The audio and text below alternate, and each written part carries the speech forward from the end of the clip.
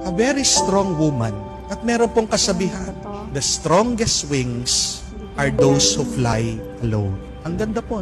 Mga pinakamalakas na pakpak, mga pinakamatayog lumipad ay yung mga mag-isa. When you are alone, God knows that you can do it. Bakit pinapabayaan ka ng Diyos sa mag-isa? Kasi alam niya kaya mo.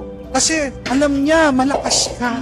Kasi alam niya ikaw lang sa iyong kakayahan magtatagumpay ka. Huwag kang mag-alala.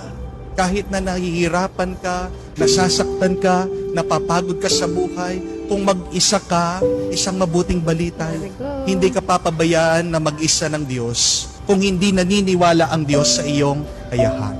Remember this, our pains teach us to be stronger. Our tears teach us to be braver. And our broken hearts teach us to be wiser. Kung mag-isa ka, dumadaan sa mga pagsubok at problemang ito, ikaw ay tinutulungan lang ng Diyos maging mas malakas, maging mas matatag, at maging mas matalim. Trust in your ability. Trust in yourself. Magtiwala ka sa sarili mo dahil nagtitiwala ang Diyos. The hardest lesson that I've learned this year.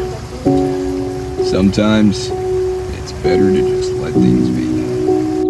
Let people go. Don't chase answers. Don't ask for an explanation.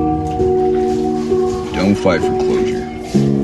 And don't expect people to understand